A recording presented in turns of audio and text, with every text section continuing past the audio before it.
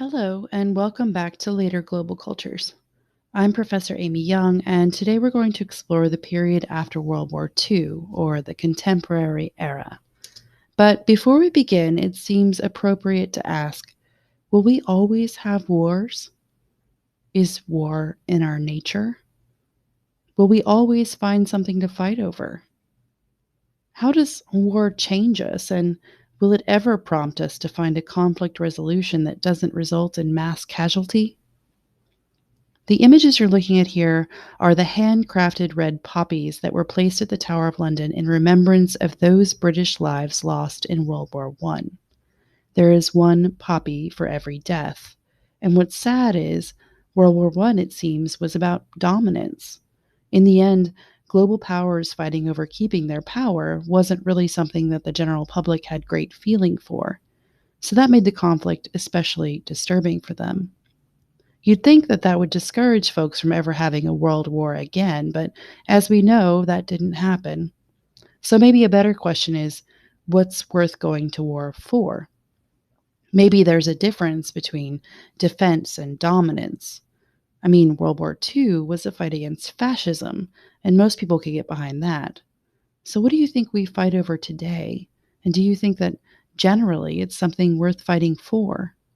Can we ever learn, and how can we change as a result of the wars that so often seem inevitable in our culture?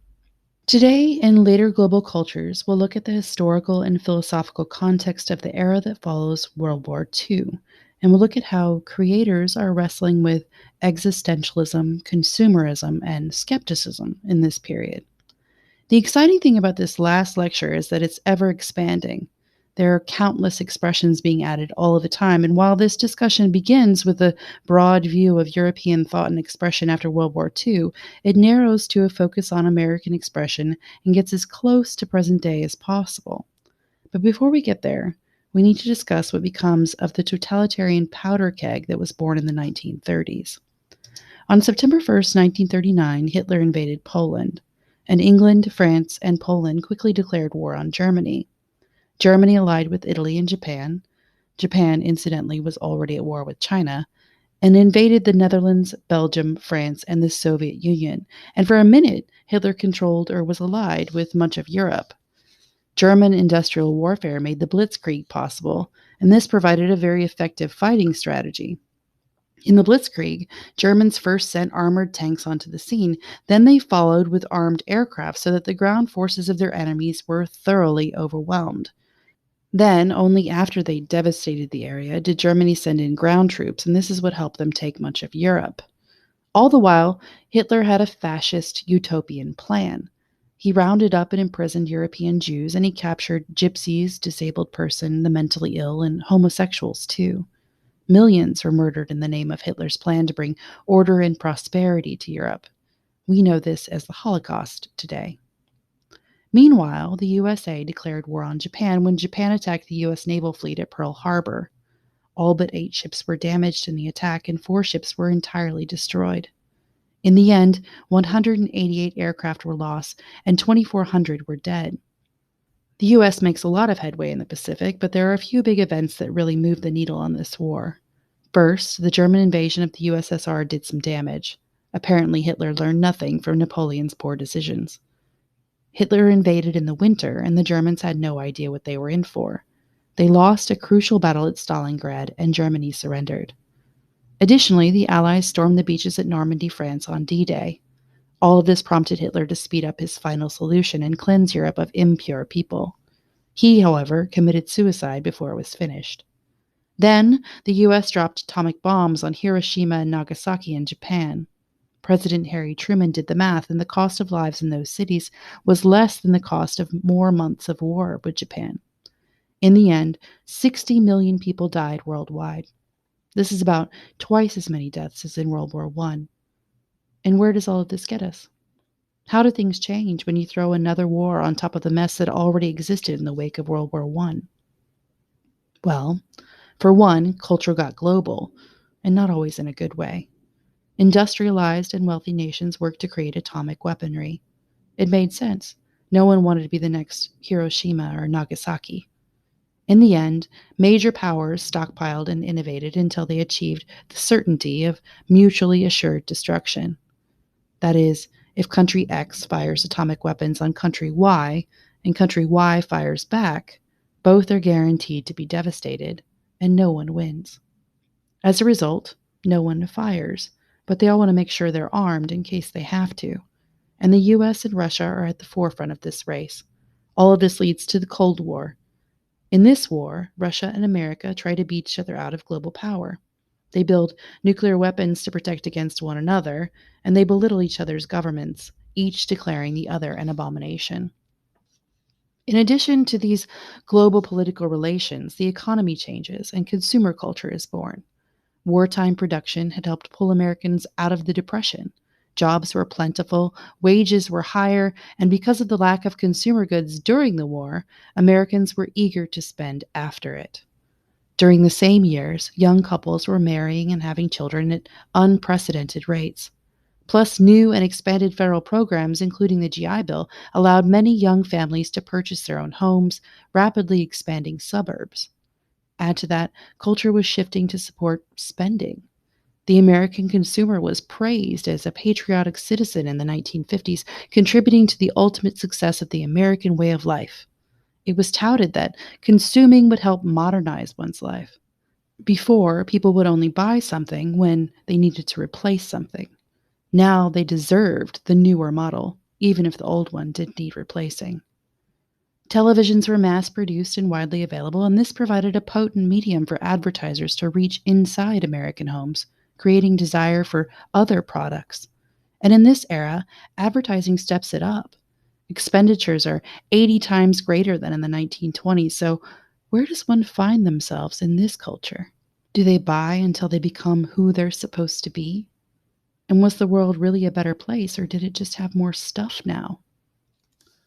One philosophy that helps to shape this search is existentialism. In the late 19th century, a Danish philosopher named Søren Kierkegaard advocated for an examination of the autonomous individual as opposed to examination of societal systems and concepts of knowledge. And this is the way of thinking that gives rise to existentialism. Instead of looking at historical movements and superstructures as the shapers of existence, Kierkegaard called upon the specific circumstances of an individual life. Both the history and the consciousness of the individual helped shape his or her reality. In the end, Kierkegaard surmised that what mattered most was the individual, that person's relationship with the world, and that person's relationship with God. Jean-Paul Sartre, a French philosopher, builds on these ideas, but Sartre urged thinkers to take seriously the implications of a world without God, so he's riffing on Nietzsche a little. Remember what Nietzsche said about morals in a world without God? Well, Sartre asks, if there is no God, then what gives life meaning, not just morals? And he determines, like Kierkegaard, that as we act, we give our lives meaning.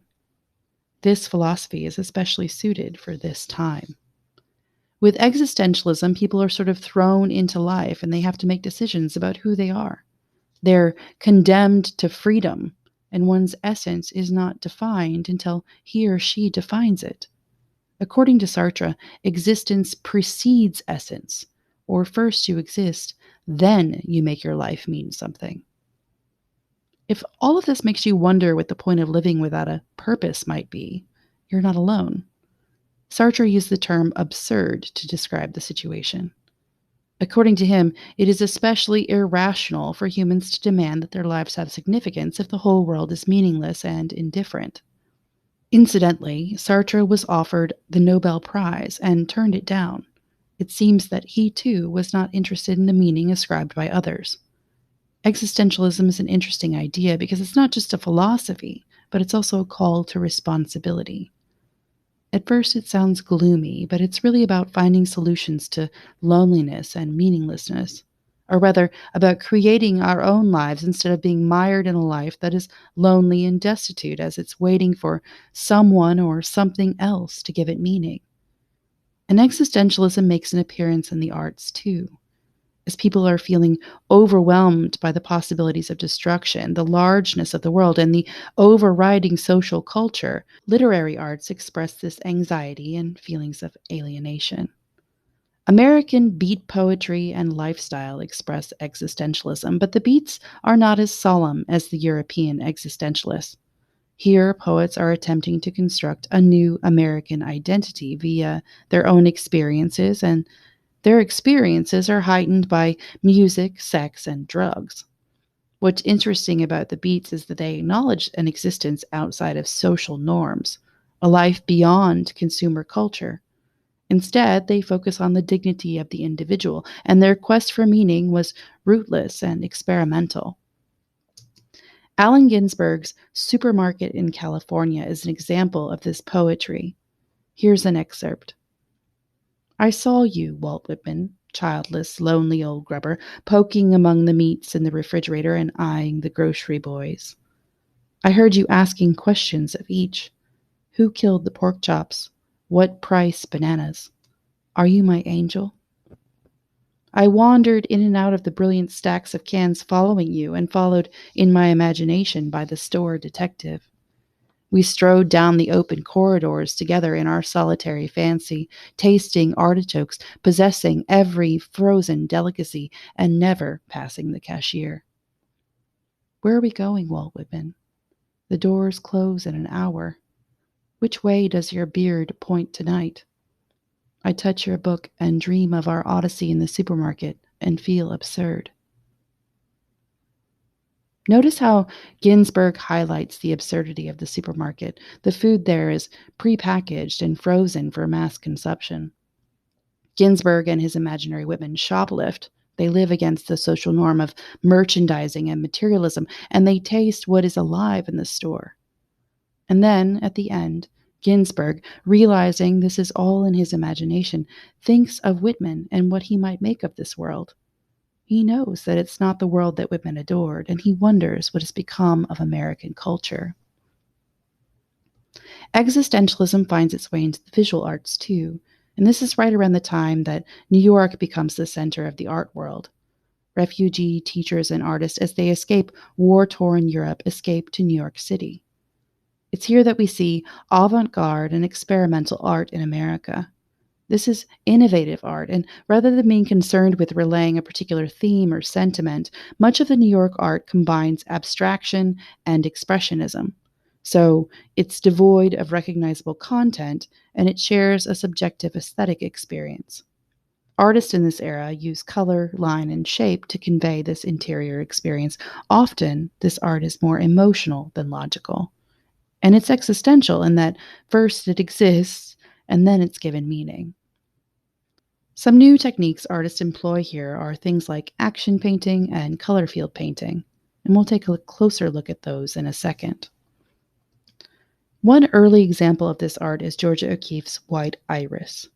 In this piece, color and line relay a feminine aesthetic, and many suggest that her close-up portraits of flowers more closely resemble female anatomy. O'Keeffe insists this is not her intent, and if that's what people see, then that's their business. But notice the light color palette and the smooth, curved lines. What mood is the piece expressing to you? What essence does it convey? Another example of abstract expressionism is Jackson Pollock's action painting. Action painting is a sort of painting by accident. That is, painting that's driven by an internal impetus or providence. In these works, Pollock allows his unconscious to create the painting. And in his creation, he doesn't use brushes, but instead he walks around a canvas laid on the floor, dripping and tossing mixtures of expensive oil and common house paints onto canvas with sticks and trowels. For him, each painting has a life of its own, as each is created unconsciously and without intention. When he was done with his spontaneous creation, Pollock stretched the canvas, revealing webs of vibrant color that provide a sense of continuous movement. What do you think? How is this painting sharing existential aims? Color field painting is another expression in the avant-garde art world. In these works, large fields of color detached from imagery break with other conventions of art and turn away from recognizable content. Mark Rothko is a notable painter of this style, and his works attempt to evoke a mystical awareness as they express feeling, not form. Notice how this work, Earth and Green, depicts large swathes of earth colors wherein lines and boundaries are blurred and hues seem to fade into nothingness. And here are a few more of his works. You can find these at the Rothko Chapel in Houston.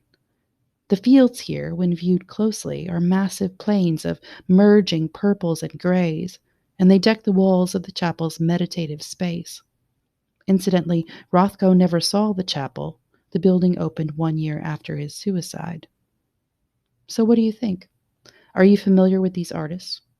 Have you seen these works before? What's your opinion of abstract expressionism? Is it too remote, too demanding? Modern arts like Impressionism and Cubism asked us to participate, but one could argue that those arts weren't as difficult to decipher as abstract expressionism is. Not to worry, though, with pop art, there is a return to realistic representation, and the art of popular culture comments on and reflects consumer culture, too. Pop art asked us to take another look at the everyday object, borrowing from Dada and earlier ready-made art traditions. Here, combined paintings bridge pop and expressionist arts as they combine abstract or freeform painting with everyday objects. In other works, subjects were popular consumer items such as soup cans, soap boxes, cola bottles, and other throwaway items. And the creation of pieces using screen printing further mirrored advertising and consumer culture. One interesting artist of this style is Robert Rauschenberg. Rauschenberg studied at the Black Mountain School in North Carolina, and this school encouraged experimental artistic expression, and that's just what they got from him. Rauschenberg's Bed is one of his more interesting pieces. It was once considered a spoof of abstract art, a sort of contemporary Dada, if you will. But Rauschenberg said that with this piece he was closing the gap between art and life, taking a well-worn pillow, sheet, and quilt, and then scribbling on them with pencils and splashing them with paint.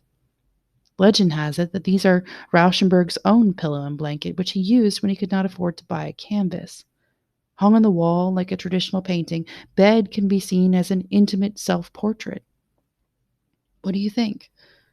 Is this bed art? Is it asking you to appreciate your own everyday objects as art forms? And then there's the most famous of the pop artists, Andy Warhol. Warhol reflects a culture wherein tastes are shaped by consumerism, media, and fads in pop culture. Warhol was criticized by some for becoming merely a business artist, and others suggested that he was actually criticizing pop culture. Warhol, however, never revealed the motives behind his works, and regardless of his motives, his work become icons of American life. His soup can elevates a simple household item to the status of art object. Plus, like the cans of soup, Warhol's iconic artwork was reproduced numerous times, each piece looking nearly identical to the last. It is perhaps important to note that Warhol worked in advertising, so very often his works mirrored advertising's coloring, iconography, and visual art style. So what do you think? Is he a genius or a jackass? This 1960s cover from Esquire magazine seems to accuse him of taking down avant-garde art. His work is iconic, but what is it saying about American culture? What is it saying about the existential and perhaps inaccessible avant-garde art world? His portrait of Marilyn Monroe has always been famous. He actually produced over 20 versions of Marilyn using the same publicity photograph. He screen printed the portrait after Monroe's death, and his works are an homage to the memory of the star. These were created using silk screening. With this method, he'd pick a photograph, blow it up, transfer it in glue onto silk, and then roll ink across it so the ink goes through the silk but not through the glue. That way you get the same image, but it's slightly different each time. In a way, this mass-produced image mirrors the life of Monroe as well as the many other material objects Warhol was famous for reproducing. It's a commodity, distributed in different eye-catching versions. The imagery was something that Americans consumed without putting much thought into it, just like they consumed Marilyn herself. And it's not just art that was impacted by consumer culture. Music is also in on the craze for fame, materialism, and a life of desires fulfilled. Some of the most prominent examples of popular music in the 1950s are doo-wop, the American standard, and rock and roll. Doo-wop has its roots in rhythm and blues and gospel. And in this style of music, group harmonies, simple beats, and light instrumentation make this child of jazz palatable for popular and consumer culture. You can hear these friendly pop versions of Black culture in the Chantels and Marcel's samples I've provided online. American standards are non offensive bubblegum songs for mass consumption, and while they build on big band and swing tradition, they often speak of consumer culture and a life of leisure. You may have heard Patti Page's How Much Is That Doggy in the Window or Frank Sinatra's Come Fly With Me before, and if you haven't, give them a listen and see if you can tell where they're celebrating a more materialistic mid century America. And finally, the rock and roll of the 1950s reflects all that is exciting, young, and sexual in popular culture. The music has roots in gospel and swing, and in some cases, it even borrows from folk music. So here, all American traditions combine to make a new sound for America. Elvis Presley and Jerry Lee Lewis took advantage of the sex-crazed teen fandom that surrounded them and made names for themselves with innuendo and lively performances in the rock and roll tradition. And this picturesque America is confronted head-on by the 1960s. In this era, America had the first televised presidential debate. They also had the civil rights movement and the assassinations of John F. Kennedy and Martin Luther King Jr. Then there was the upheaval of the Vietnam War. The pill became widely available. There were college campus uprisings, and of course, the Stonewall riots, too. The prosperous, picket-fenced apple pie image of America was under fire, and music, art, and politics change in the face of this decade of upheaval. After the 1960s, postmodern art rejects the avant-garde artist's passion for the new. Instead of the individual, art is focused on the collective. In some ways, it seeks to bring people together, and in others, it attempts to wake culture up with its anarchistic, skeptical, and satirical messaging. This art is accessible art. And even corporations and governments become patrons of the arts as they attempt to convey visual messages to the masses. In the 1980s, the U.S. Congress authorized the construction of a Vietnam War memorial, and Maya Ying Lin and her Vietnam Veterans Memorial are representations of public art with a collective message. Lin was only 21 when she submitted her design for the memorial. The government made the design of the memorial a competition, and Lin beat out over 1,400 other competitors. The competition rules specified that the memorial must list the names of the over 58,000 service members killed in action. And Lin's 200-foot polished black granite wall is one of the most often visited memorials in Washington, D.C., with over 25 million visitors per year. In addition to public art commissioned for the government and corporations, conceptual art represents a new perspective on contemporary culture. Conceptual art is art in which the concepts or ideas involved in the work take precedence over traditional aesthetic and material concerns. Many of these works are full-room installations, and many do away with unique objects and instead ask the viewer to engage with ideas. Often this art is actively controversial. It seeks to challenge what folks understand to be art, as well as what they take for granted in culture. Here is an image of Lin's Vietnam War Memorial. Notice its angular, arrow-like composition, and the fact that the wall itself is somewhat buried in this landscape. If we look more closely, we can see how the polished black granite surface acts as a mirror. Visitors can touch the names. They can see themselves in the surface, and they can see themselves among the dead. This is not a grand or patriotic symbol of the conflict. Instead, it's somber and contemplative, and it reflects American sentiment about the war. Incidentally, this monument's construction was protested by those who thought it should be more heroic, as well as those who didn't like the fact that the government had chosen an Asian woman to represent a conflict with an Asian country. In another example of postmodern arts, Barbara Kruger is an artist whose conceptual work made it into mainstream culture. If you've heard the phrase, I shop, therefore I am, you've heard of Kruger. And generally, her work seeks to engage and provoke thought and self examination. Kruger worked for a number of magazines, and she herself was a designer and art director, so it's not surprising that she incorporates magazine like text and photographs in her postmodern works. Much of the text she uses questions the viewer about feminism, classicism, consumerism, individual autonomy, and desire. And the black and white images she incorporates are culled from the mainstream magazines that sell the very ideas she is disputing.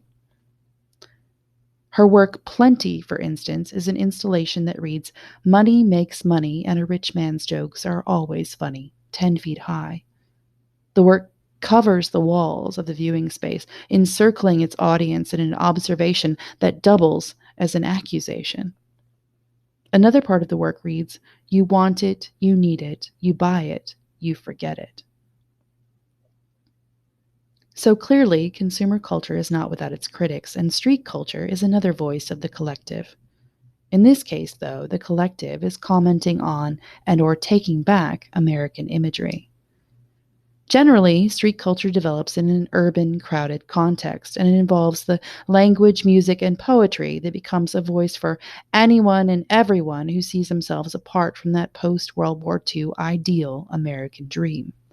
Street culture comes through in punk rock, it comes through in hip-hop, it made its way into dance and fashion, and here it exposes an underrepresented culture's norms to a popular audience, calling attention to social issues and inequities. Grandmaster Flash's 1982 hip-hop hit, The Message, is an especially good example of how this culture calls attention to life apart from mainstream America. This message also comes through in graffiti. Graffiti, as an expression of street culture, began with gang members wanting to mark their territory. This tagging, or writing of an artistic name, marked turf, and it was a form of self-promotion. As tagging crews set out to one-up each other, tagging over one another's designs, graffiti developed into an art form wherein the complexity of technique and the mastery of skill are prized both in street and popular culture. Here's an early example of tagging, and you could see how people are marking public spaces with their nickname, claiming them for themselves or their gang affiliations. And here's an example of wild-style graffiti. You can see how it's still incorporating the artist's name, so it's still tagging after a fashion, but this form of tagging shows off artistry as much as it shows off reclamation of public space. All in all, street art exists outside the conventions of where art is made and where it's exhibited, and it removes itself from the high-minded notions of educational institutions. In a way, street art might be the most American of all. It's democratic and free, and it's a melting pot of designs, styles, and ambitions, all competing to get noticed in an overcrowded and already noisy public view. So there are a few characteristics of street art that set it apart from the visual arts we've studied thus far. For one, it's public. Street art is for everyone, so it's not like the remote and super expensive avant-garde arts we looked at earlier. And as it's placing itself in the public view, it can place public critiques and messages in conspicuous places, getting people to look at what's around them. Also, street art is often anonymous and or temporary. As opposed to high-price, esoteric museum art, street art is not for fame or fortune. It's not to be owned. And as it's illegal, it could be painted over, vanishing forever at any moment. In this way, street art gets people to appreciate and see the here and now. It calls our attention to the images that inundate us every day and helps us see them in a new way. Think about it. The images we most often see on the street are advertisements. And since they're legal, there's little risk of those being removed or painted over. So really, this is the art that most of our culture values, advertising. What does that tell you about us? Another unique characteristic is the techniques used to create street art. Street art needs to be applied quickly and inexpensively, so it's usually some form of spray painting, stenciling, stickering, or postering. Additionally, these media work on a number of surfaces, so they help the artist reach new and interesting heights, literally, or share his or her message in an interesting space. Fortunately, today there are places where street art is welcome, and more often, street art is accepted by the public as a legitimate and even beautiful form of human expression. Some street artists who found fame in popular culture are Shepard Fairey, Deface, and Banksy, and each has a unique message and signature style. For instance, you may have heard of Shepard Fairey. Shepard Fairey is the creator of Obey, and I'm going to guess that you've seen or heard of this popular culture phenomenon. There's actually a pretty good chance that you saw someone in an Obey t-shirt walking around town recently. But do you know what Obey is really about? The Obey logo began as a joke, something Fairey whipped up that included an exaggerated image of Andre the Giant, a wrestler. Something he just cranked out as he was playing with designs. Now, however, the Andre image and the star that surrounds it have become Fairey's tag, and they've helped him spread a message of awareness and cultural vigilance. In the end, Obey asks people to examine that which is right before their eyes but obscured, to take another look at things that are taken for granted and they're muted by abstract observation. This is actually kind of ironic considering how many folks probably bought the Obey t shirt only because they thought it was cool. Honestly, I can't decide if most people's obliviousness to its true message is super sad or the perfect way to demonstrate contemporary complacency. Either way, the logo and its iterations are indicative of Fairey's signature style. In many of his compositions, Fairey uses imagery and color and line that's reminiscent of propaganda pieces produced in and around the world wars, and his message turns this medium on its head, asking us to stop consuming blindly and examine and think for ourselves. Notice the bold lines and colors in this image. Read the socially subversive message in the poster's text. See how it's pasted up like an advertisement, even as it seems to be warning us not to trust public images or statements. And notice that signature Andre the Giant face and star right in the middle of the ominous and threatening eye. In this image, again, we see Fairey's signature Andre face and star in the lower right-hand corner. And again, we see that propagandistic coloring and line work. What do you think his message is here? What is he saying about popular culture? Another popular street artist is Deface, whose very name speaks to the medium and the message it conveys. Deface's work represents subversion in a media-saturated environment, and here he's absolutely providing a commentary on pop culture as he incorporates pop icons in his public criticisms.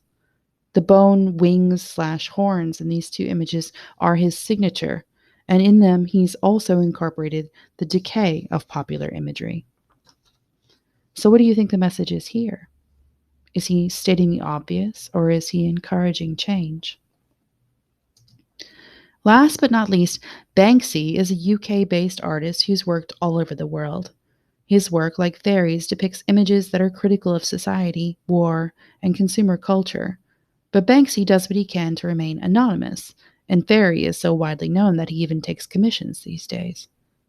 Banksy also uses recognizable imagery in his works, sometimes even incorporating the work of others into his stencils. He's become so popular as an artist that people have tried to collect his work, and others have protested because, in reality, it's work that belongs to the public. Check out the sign that was left on this door. What do you think about the decision to take the work inside? Is it respect for the piece, or is it antithetical to street art's ethos overall? And now take a look at the work itself. What is it saying about our culture? This piece was created several years ago, but has anything changed? Here's another Banksy that was created in 2015. You may recognize the main image as Jericho's Raft of the Medusa, but instead of a clipper ship in the background, Banksy has included a cruise liner. What do you think that message is about? Also, this piece's location is significant. It was painted in a refugee camp in France. Remember, Jericho was a French artist, and the devastation of the Medusa was a big scandal that made the French government look neglectful and cruel. Could this work's placement in the refugee camp carry a similar message? And finally, does today's art have a responsibility to highlight the joys and ills of our contemporary world? And there you have it. That's the class, and those are the humanities I have to teach you right now. The good news is there's a lot more out there to explore, and I know you will. You get to decide what's in the next generation's textbook by elevating what represents your values, your culture, your humanity. Until we meet again.